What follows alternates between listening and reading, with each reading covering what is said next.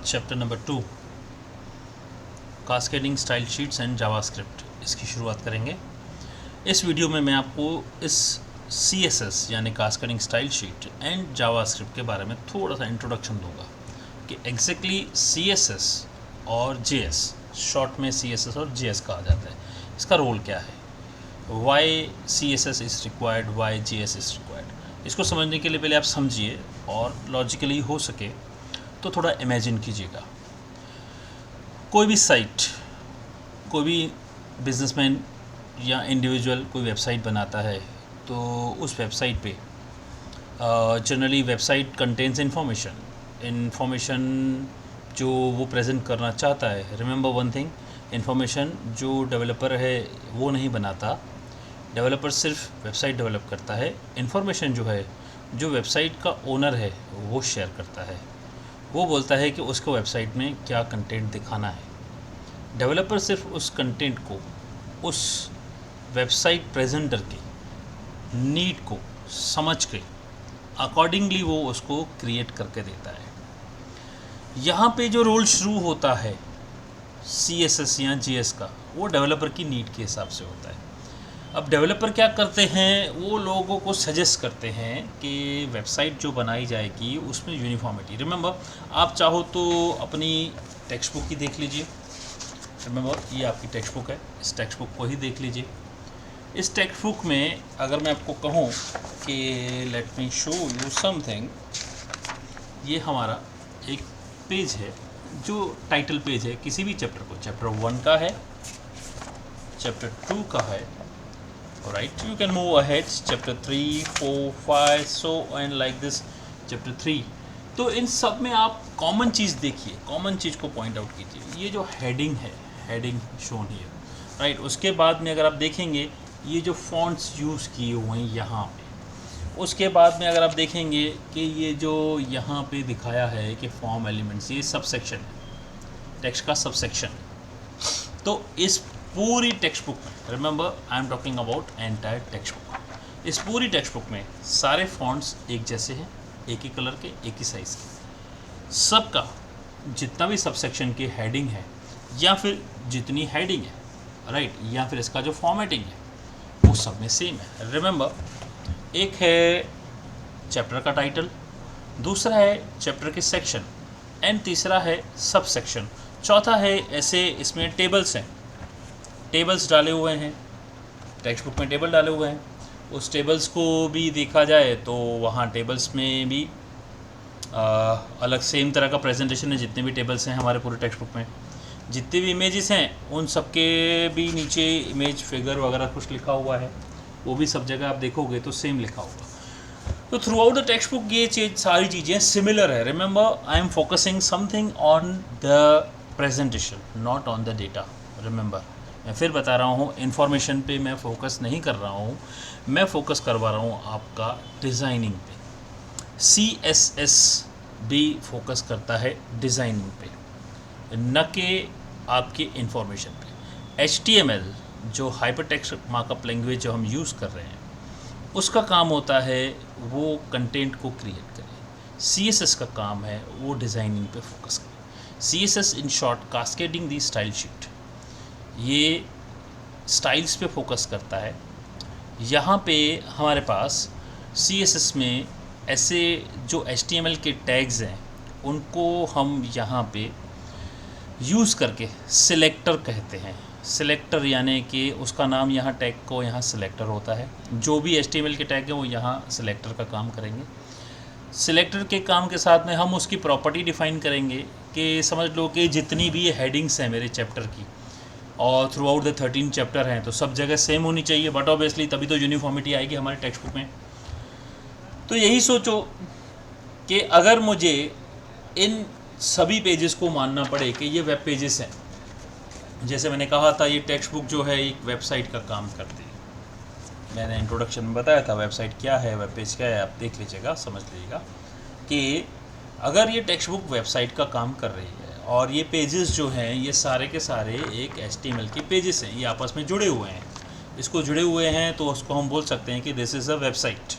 Website जिसको हम बोल सकते हैं कि ये कंप्यूटर स्टडीज़ की वेबसाइट है, स्टैंडर्ड 12th वालों की।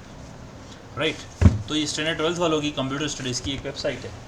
इस वेबसाइट को बनाया गया है, पब्लिश किया गया है और हम उसको पढ़ रहे हैं। ऐसे ही ये एक फ़िज़िकल है और हम डिजिटल बनाएंगे।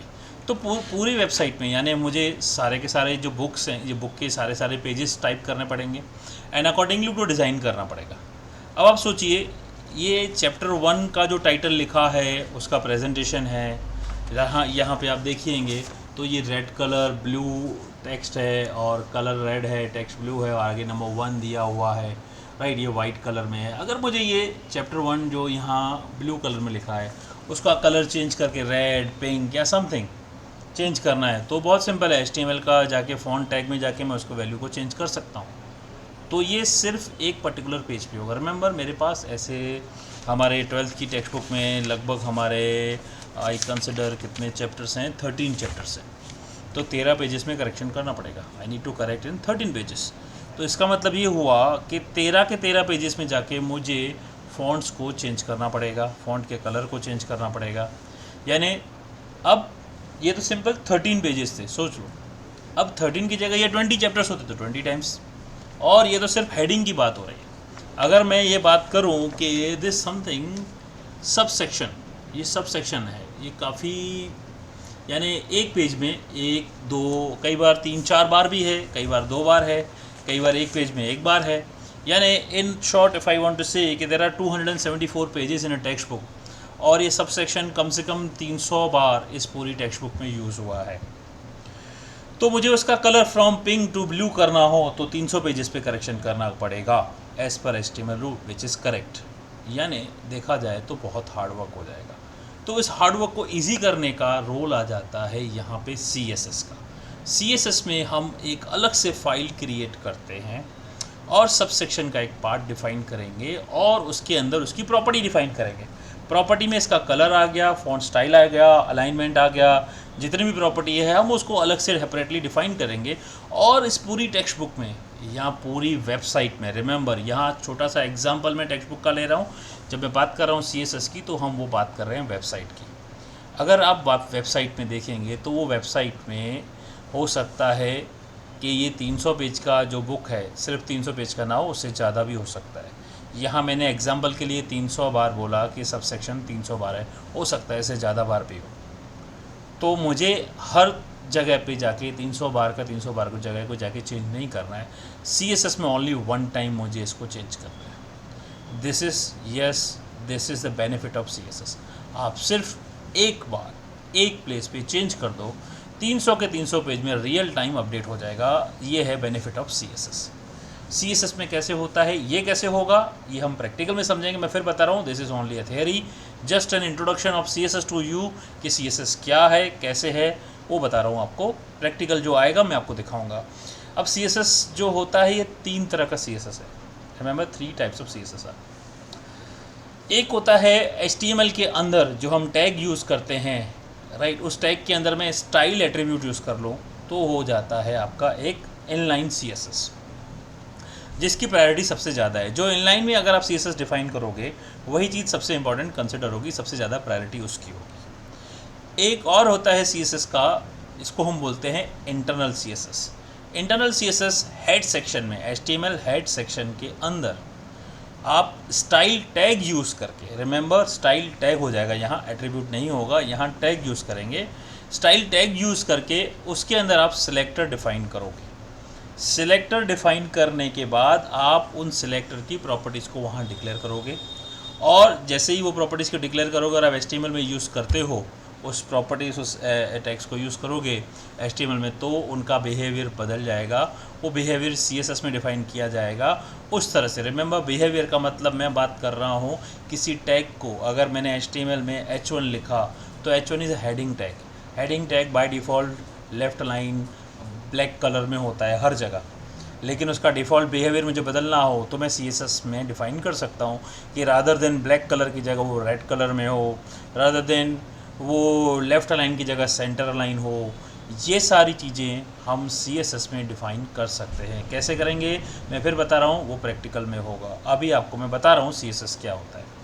ओके, तो ये हो गया आपका इंटरनल CSS, यानी एक पेज के लिए वो लिमिटेड हो गया। पहला जो मैंने बताया इनलाइन CSS, वो एक पर्टिकुलर सेक्शन या एक टैग के लिमिटेड हो जाता है, वो एक टैग लिमिटेड ही काम करेगा। दूसरा मैंने बताया इंटरनल CSS, जो एक वेब पेज रिलेटेड आपका लिमिटेड हो जाएगा।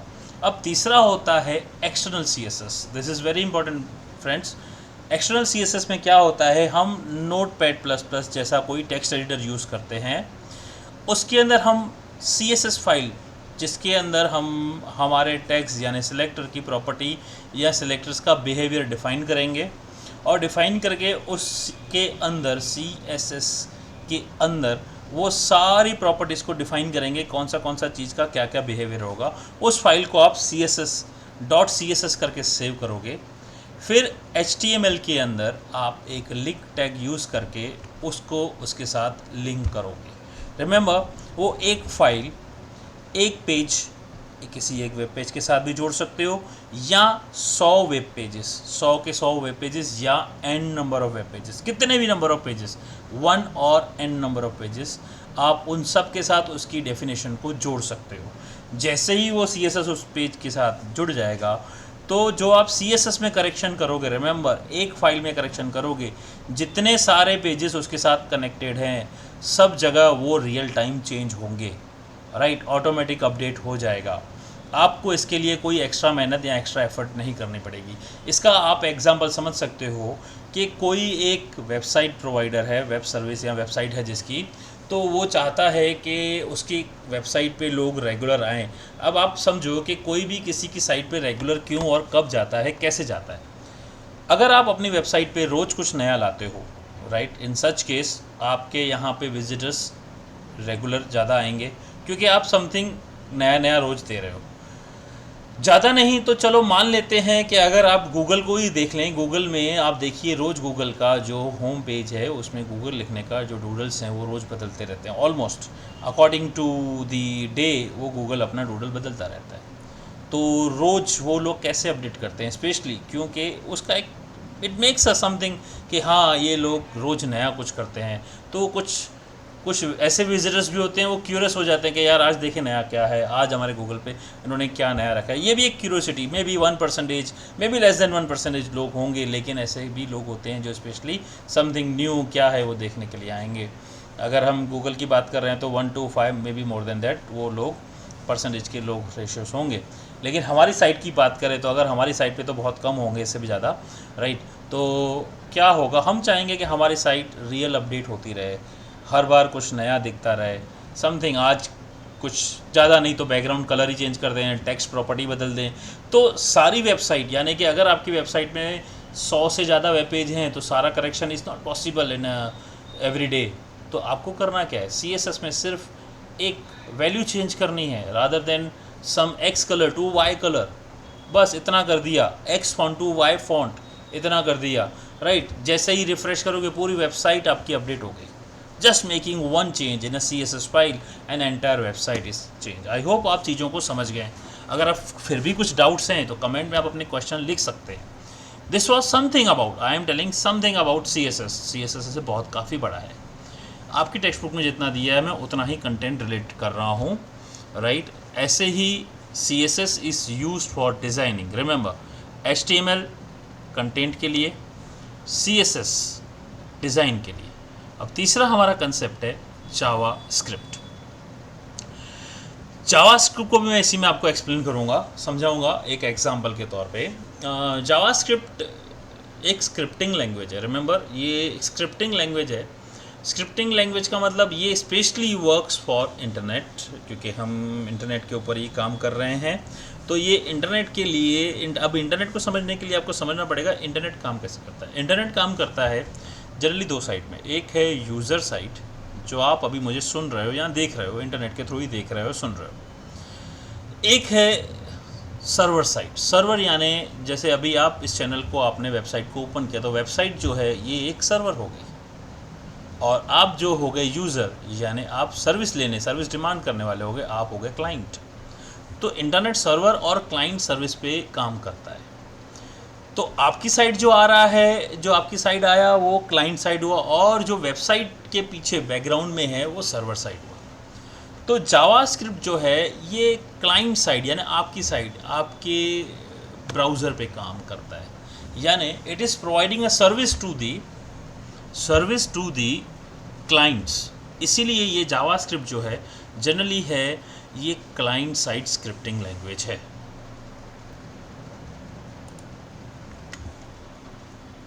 तो स्टूडेंट्स, जावास्क्रिप्ट जो है ये डेवलप किया गया है नेटस्केप वालों की ओर से। नेटस्केप नेविगेटर एक कंपनी है जिन्होंने इस जावास्क्रिप्ट को क्रिएट किया था। Initially it was created to control the appearance of the website. Web pages और वेबसाइट को कंट्रोल करने के लिए, इसको वैलिडेट करने के लिए क्रिएट किया। अभी generally JavaScript is use for validation purpose. Remember, validation purpose क्या होता है, मैं आपको एक छोटे सा एग्जांपल के साथ समझाता हूँ। समझ लीजिए, आपने कई बार फॉर्म भरते हुए ऑब्जर्व किया होगा कि रिक्वायर्ड फील्ड इज़ कंपलसरी। कई बार आपने बहुत सारी वेबसाइट पे फॉर्म भरे होंगे, देखे होंगे, जहाँ पे एक स्टार, रेड कलर का स्टार मार्क होता है और वहाँ पे अगर आप उस चीज़ को ब्लैंक छोड़ देते हो और सबमिट करते हो फॉर्म को, तो उस समय वो एक अलर्ट यानी एरर बॉक्स आता है और हमें दिखाता है कि यहाँ पे ये फील्ड भरना कंपलसरी है। तो हाउ इट हैपन्स, HTML में ऐसी क्षमता नहीं है कि इस चीज़ को मैनेज करे। इसके लिए स्क्रिप्टिंग लैंग्वेज है, जावास्क्रिप्ट यूज़ होता है, VB स्क्रिप्ट है, ऐसे काफ़ी सारी लैंग्वेजेज हैं जो सर्वर साइड और क्लाइंट साइड की। ये क्लाइंट साइड स्क्रिप्ट है, राइट, जैसे मैंने बताया। तो ये स्क्रिप्ट रन होती है और ये ध्यान देती है कि यूज़र जो है गलती से भी कोई गलती ना करे, यानी ये वैलिडेट करती है कि जो डेटा है, डेटा प्रॉपरली आपका सर्वर तक विदाउट मिस्टेक पहुंचना चाहिए। अब एक एग्जांपल समझते हैं, जो आपकी टेक्स्ट बुक में भी दिया हुआ एक बढ़िया सा एग्जांपल है। समझ लीजिए कि आप एक रेलवे स्टेशन गए हैं, रेलवे स्टेशन पे आप एक ऑफलाइन रेलवे स्टेशन पे गए हैं, वहाँ फॉर्म भर रहे हैं। आपको रिजर्वेशन कराने के लिए आप रेलवे वाले आपको एक फॉर्म देते हैं फॉर्म भरने के लिए। तो आप क्या करते हो, आप ऐसा करते हो कि उस फॉर्म को लेते हो, फॉर्म को फिल करते हो, फिल करने के बाद एक रिजर्वेशन काउंटर की लाइन होती है, उस लाइन में आप खड़े हो जाते हो।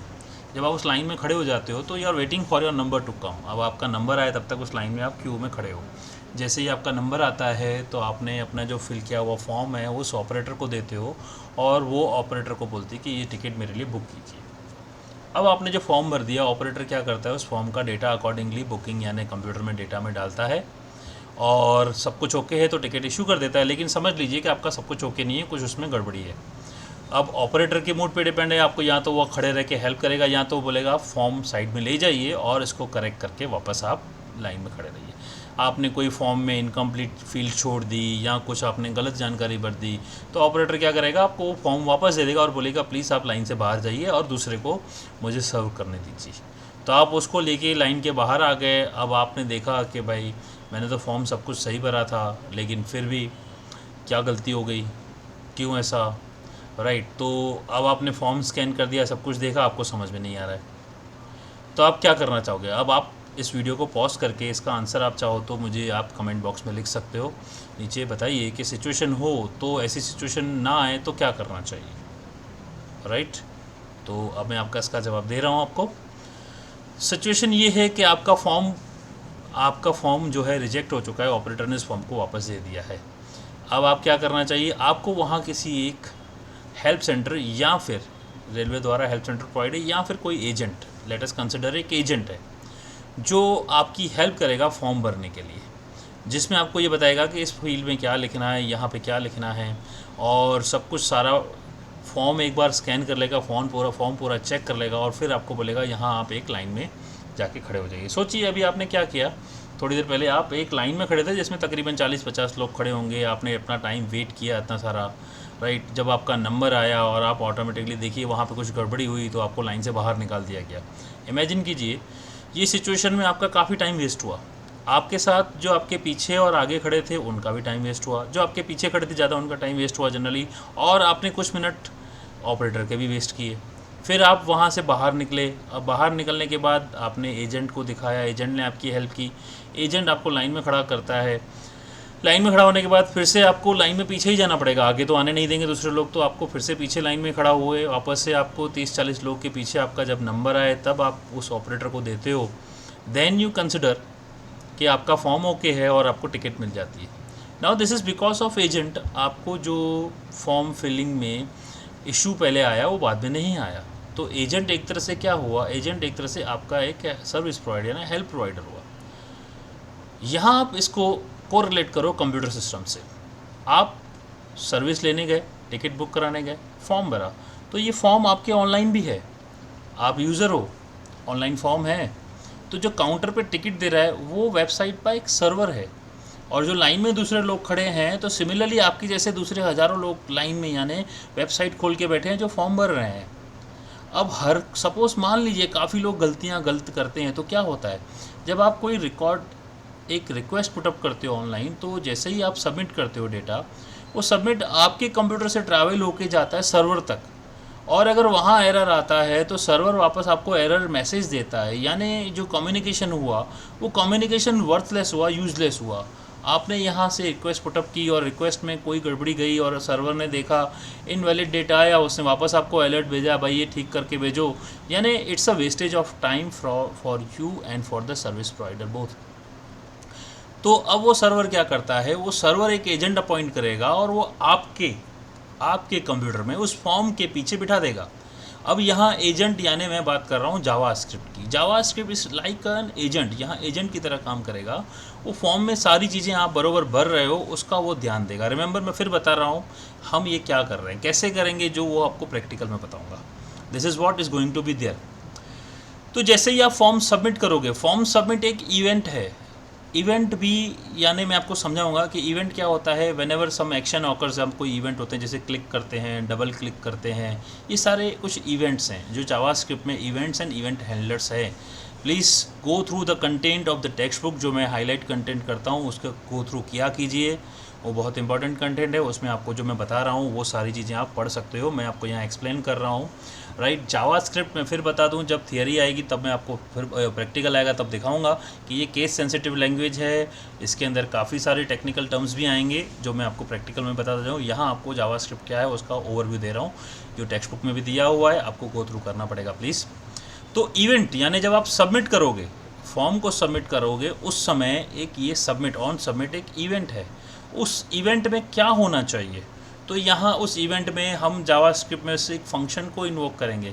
फंक्शन क्या होता है, एक सीक्वेंस, एक प्रोसीजर होता है, एक रूटीन होता है जिसमें हम टास्क लिखे होते हैं कि भाई ये चीज़ जो है जब सबमिट हो तो देखो कहीं नाम ब्लैंक तो नहीं है, पासवर्ड बराबर मैच हो रहा है कि नहीं हो रहा है, या जो भी हमारी स्पेशल वैलिडेशन की रिक्वायरमेंट है हम उसमें वो फंक्शन में डिफ़ाइन करते हैं यूजिंग दी वेरियस कीवर्ड्स वगैरह। मैं फिर कह रहा हूँ वो प्रैक्टिकल में आपको दिखाऊंगा, वेरियस कीवर्ड्स, वेरियस कंसेप्ट्स, ये सारे कंसेप्ट प्रोग्रामिंग कंसेप्ट का। तो इन शॉर्ट जो आपकी टेक्स्ट बुक में दिया है मैं आपको उतना ही लिमिटेड बता रहा हूँ, otherwise JavaScript is also very big concept. तो यहाँ पे जावास्क्रिप्ट एक तरह से मैंने जैसे कहा कि एजेंट का रोल प्ले करेगा, और अगर कोई फॉर्म गलत भरेगा तो उसी वक्त सर्वर को फॉर्म फॉरवर्ड करने से पहले यूज़र को उसी जगह पे उसको वो अलर्ट बॉक्स से देगा, मैसेज बॉक्स से देगा, एरर देगा और बोलेगा आगे फॉर्म सबमिट नहीं होगा, जो आपने कई बार एक्सपीरियंस किया है। So this was something about JavaScript, जिसमें आगे हम देखेंगे और भी कि ये किस तरह से है। इसमें अभी आपको बताएंगे कि एक विंडो यानी ब्राउज़र ऑब्जेक्ट क्या होता है, ब्राउज़र ऑब्जेक्ट मॉडल क्या होता है, जिसमें हम समझेंगे कि एक विंडो है, हमारा मेन जो विंडो है, उस विंडो के अंदर हमारा पूरा डॉक्यूमेंट होता है, डॉक्यूमेंट के अंदर फॉर्म होते हैं, फॉर्म के अंदर फॉर्म ऑब्जेक्ट्स होते हैं, किस तरह से जावास्क्रिप्ट इनको रिलेट करता है, राइट। और दूसरे अलग अलग फंक्शंस हैं जो बिल्ट इन फंक्शन होंगे जावास्क्रिप्ट के, वो भी चीज़ें देखेंगे हम प्रैक्टिकल में कि किस तरह से जावास्क्रिप्ट के फंक्शंस काम कर रहे हैं और क्या वैलिडेशंस हम कर सकते हैं। जो हमने फॉर्म बनाया था लास्ट चैप्टर में उसको ही आगे बढ़ाते हुए विथ वैलिडेशन अगर हमने नाम खाली छोड़ दिया तो एरर देगा, और किस तरह से ये चीज़ होगी वो प्रैक्टिकल में मैं आपको नेक्स्ट वीडियो में बताऊंगा। ऐसे अगर आपने इसे कुछ मिस कर दिया तो इससे पहले वीडियो आप रेफ़र कर सकते हो चैप्टर 1 के। अब चैप्टर 2 का ये फर्स्ट पार्ट मैं यहाँ पे स्टॉप करूँगा।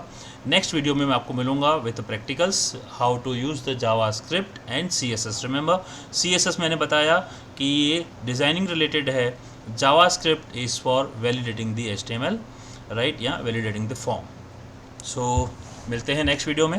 Have a great, stay safe, stay home.